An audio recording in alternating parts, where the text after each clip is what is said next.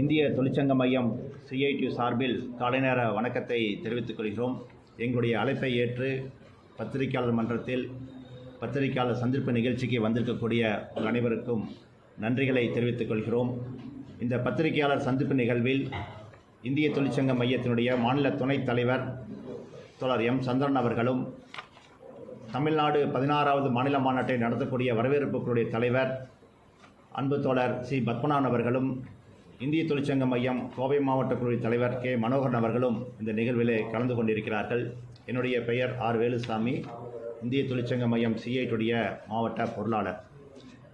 தமிழகம் முழுவதும் 700க்கும் மேற்பட்ட தொழிற்சங்க அமைப்புகளுக்கு தலைமை தாங்கி நடத்தக்கூடிய இந்திய தொழிற்சங்க மையம் CITU தனது 16வது மாநில மாநாட்டை நவம்பர் மாதம் 6ஆம் தேதி துவங்கி 9ஆம் தேதி வரை கோவை மாநகரில் SNR அரங்கத்தில் நடத்த இருக்கிறோம்.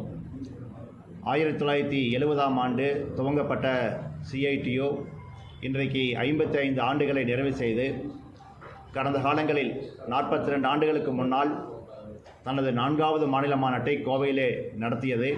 அதனுடைய தொடர்ச்சியாக இன்றைக்கு 16வது மாநில மாநாட்டை கோவையிலே நாங்கள் நடத்த இருக்கிறோம்.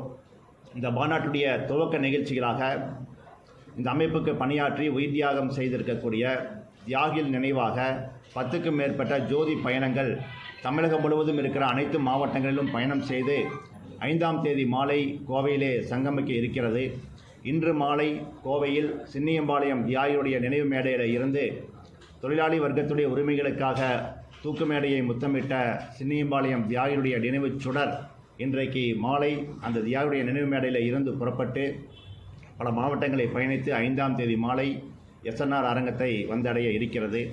அன்று மாலையே இந்த அமைப்பினுடைய பல்வேறு காலகட்டங்களில் கடும் அடக்குமுறைகளை எதிர்கொண்டு வலுவான இந்த உழைப்பாளி மக்களுடைய அமைப்பை உருவாக்குவதற்காக பணியாற்றிய தலைவருடைய குடும்பங்களும் அவருடைய வாரிசுகளும் சங்கமிக்கிற சிவப்பு வேர்களின் குடும்ப சங்கமம் நிகழ்ச்சியை நாங்கள் நடத்த இருக்கிறோம்.